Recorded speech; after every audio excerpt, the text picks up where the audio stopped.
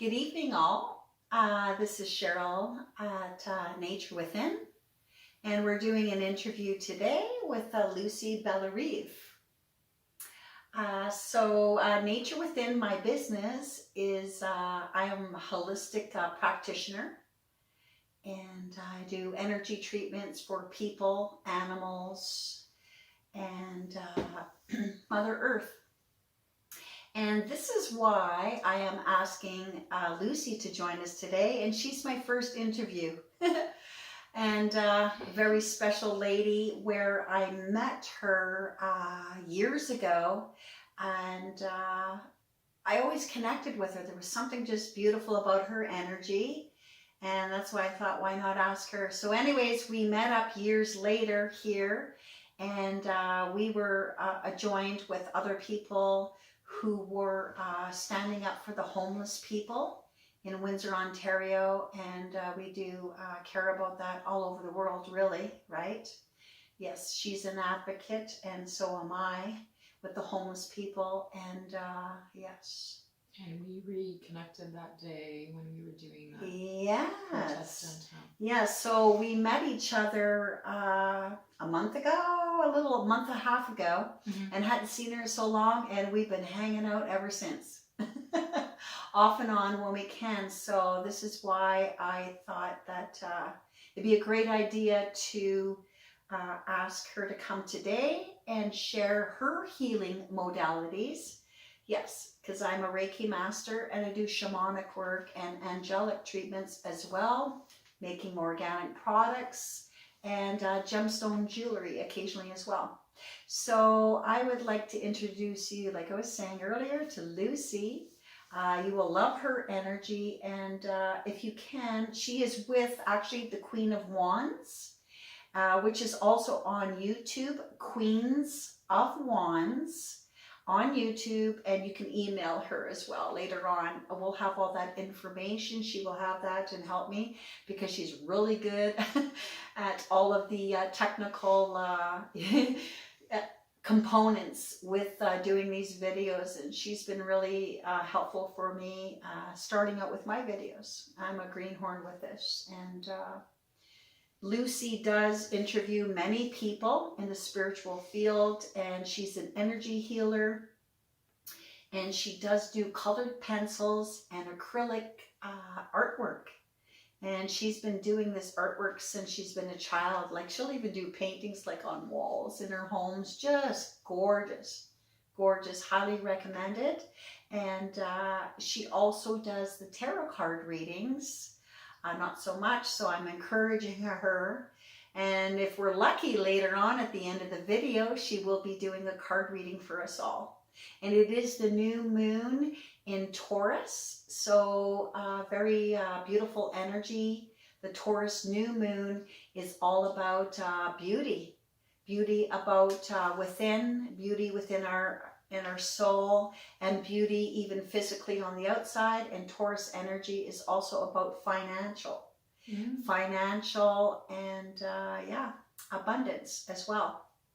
So yes, Lucie, if you could please share her healing modality.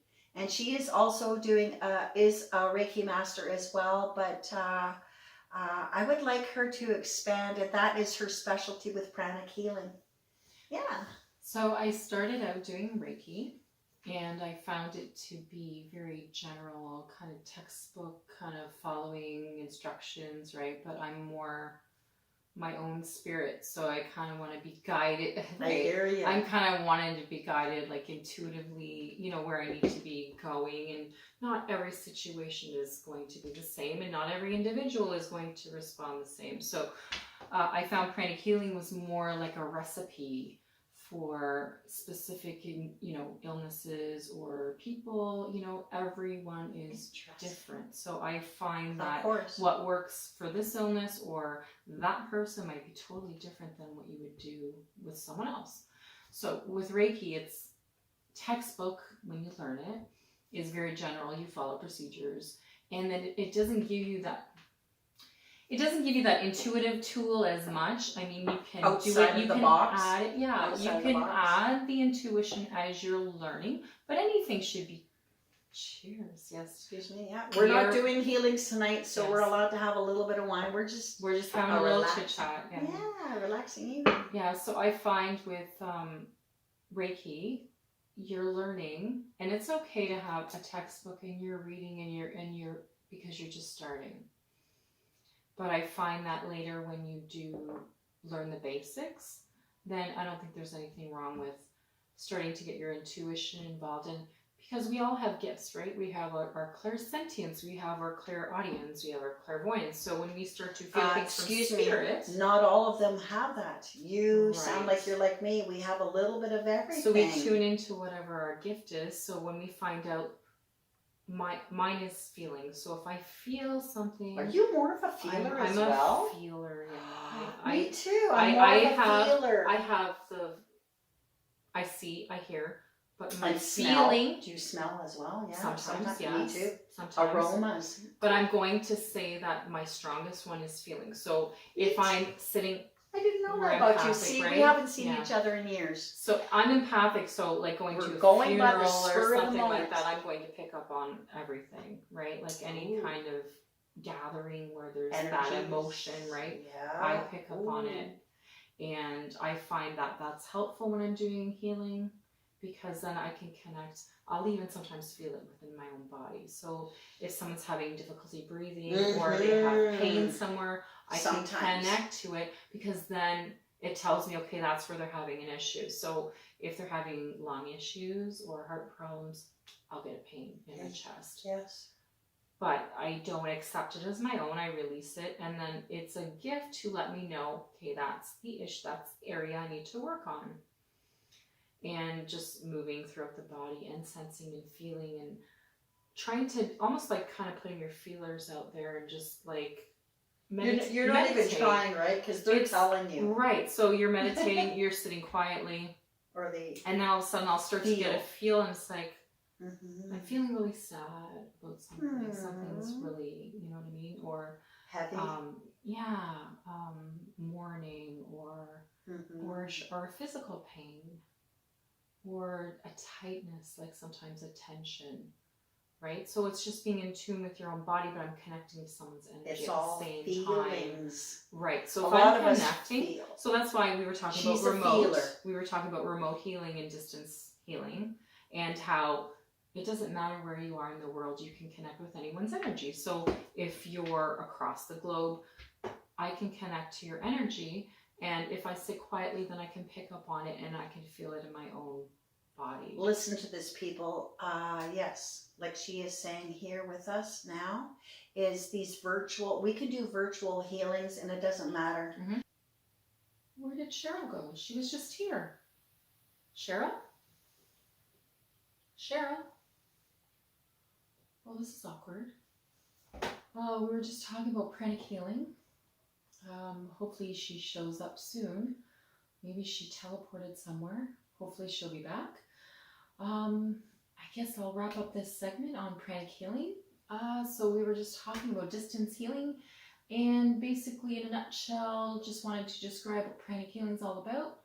And when we work with someone, we start from the exterior, so we work with the aura and cleanse it and see if there's any tears, and then we just seal it with energy. We cut cords that are non-beneficial, that are draining one of energy, and then we hone into the chakra system. And we can scan the chakras and see if there are any depletions or congestions. So what we try to do is try to ask for what is normal for this individual.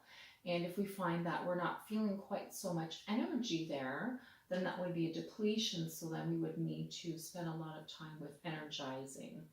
And if we find that it's congested, so there's just too much energy going on in that chakra, then we would spend a lot of time cleansing that out so we can get it back to its normal state. So then we would just go along all the chakras and we would balance that out. So basically, that's Pranic Healing. If you're interested in any more information, in the description box, we have an email address you can contact us at. And Cheryl also asked me to do a tarot card reading we have 3 piles. We have pile 1, which is turquoise, and we have pile 2, which is pyrite, and pile 3, which is rainbow moonstone. So if you want to take a moment and see which stone and pile resonate most with you.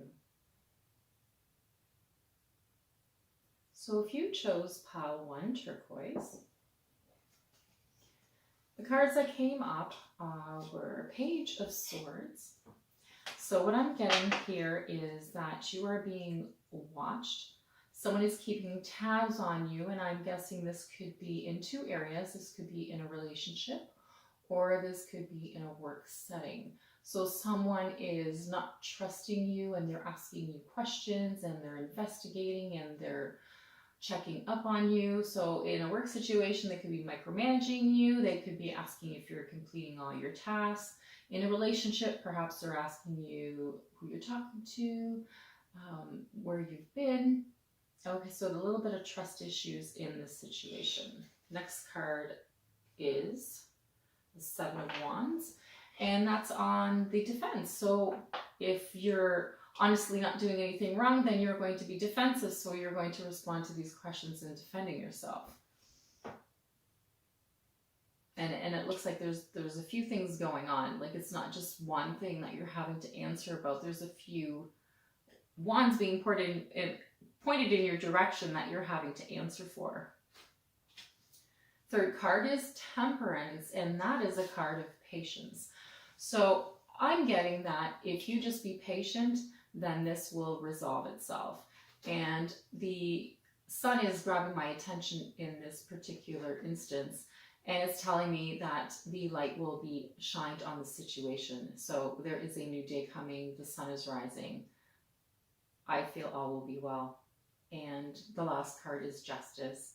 So justice will prevail, the truth will be uncovered, and all of those things that are being questioned will be out in the open, and it'll be found out that you are doing the things that you say you're doing, and fulfilling either your relationship or your work tasks.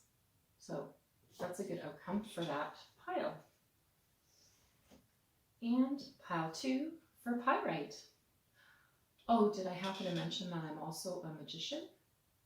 So I can make Cheryl magically appear. Ready? Cheryl? So moving on to card number 2. We're 2 with the Pyrite. Ooh, good old Pyrite. So I know things about the stones. Can I just share a little something Go about ahead, Pyrite? please. Pyrite is a very good stone for if you're going to go for a test.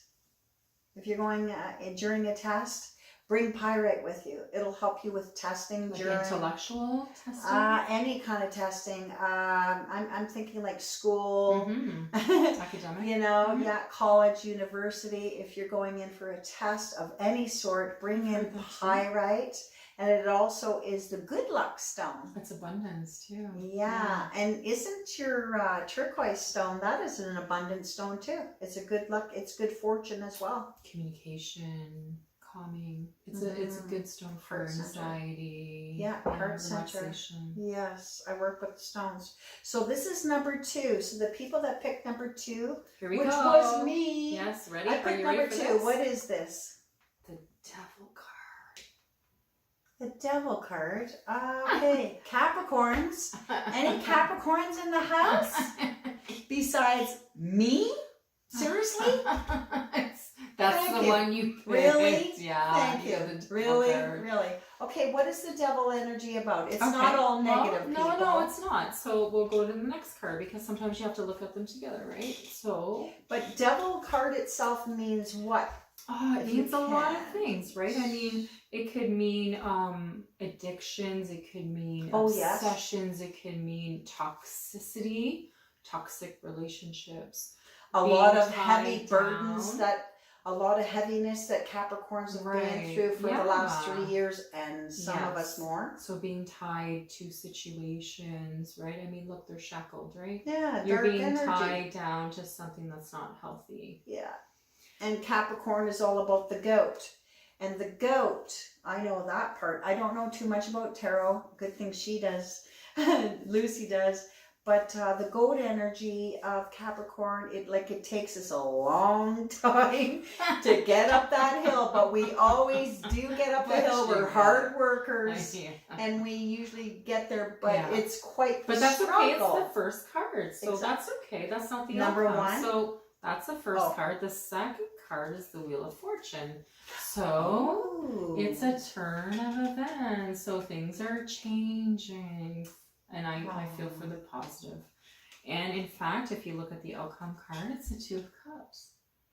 Two of Cups, I remember, I think, is all about love. It is. Lovers. So it's a turn of events. So perhaps we're talking about toxic relationships. Oh, are coming to an end for a change? Are coming to an end because you have the wheel is turning. Oh my. It was in the upright. Your favor, right? And and this is the outcome. This is the Two of Cups. So there is some kind high of five to the people that picked number 2. Relationship coming in. Wow. So that's number 2. And a relationship is not always with people. It could be a relationship with your job. It could be a partnership. It could be, a relationship with your siblings, or right? Okay. Or sometimes it represents choice too. But the lovers were in there. The lovers were in there. Yes. You just wanted to go to the lovers. Isn't that nice? Yeah. That would be nice. Okay, lucky number 2. So number 3. Now, interestingly enough, number 3 has the moon. What kind of a moonstone? It's a rainbow moonstone, and moonstone is symbolic of new beginnings. And in fact, you'll see when the cards come up that it ties into the moonstone. So you can see. I had 2 cards pop up for the outcomes. Which I'm glad, because it clarified it anyway. So the first card was the Ace of Cups. So that's a new beginning in love. Oh, Ace of Cups. So an offer of love. However, the Five of Cups is dissatisfaction. Changes? So not satisfied with your love life. Oh, okay. So someone is not satisfied with their love life because there's some kind of deceptive energy going on. 7 of Swords. 7 of Swords. There's deception with this love. Strong. However, but as the this moonstone, first one is like very, very promising. But look at this. So that's an old energy, and then this is the new, maybe? We started, because this is the outcome. This is the new. Oh, outcome. So this is starting a new journey in love, okay? And this is the moonstone, and that's new beginnings, and this is new beginnings too. So they coincide. So this is the outcome for that. So as far as any kind of love relationship, anything you're dissatisfied with, anything that has been deceptive, there is a new journey for you. Oh, lucky number 3. So three was a good one too. Wow. Actually, I think they all were. And you are not sure which one you picked before I'm you did this. That's okay. Gonna share. That's okay. Are you going to share? I did already. I kind of blurted mine out. And it was the devil card, really? The Capricorn. And why? Well, and I'm not really just a true Capricorn. I'm on the cusp of something else. But it's interesting. toxicity and all kinds of things, right? Well, thank you so much for joining me today, Lucie, and sharing so much information about. I enjoyed my time here. Yes, their group called Queens of Wands with Angela and Lucie Bellarive on YouTube. And for doing this card reading and just sharing like so much beautiful information. And why I brought her in today is to let you all know that there's not just one modality of this healing energies and intuitiveness and connections to Creator God, upper spirits, energy, universal energies, whatever you believe in. You want to call it. Yeah, there's many modalities, and I will be interviewing other people that have other healing modalities as well. So we are very blessed today, and we thank you for coming here and sharing the truth and sharing the love. And we wish you all blessings, and we send out the peace to you all. Should we share them all before we leave? Yes. Since we did do healings, Cheers, everyone. Cheers. Peace.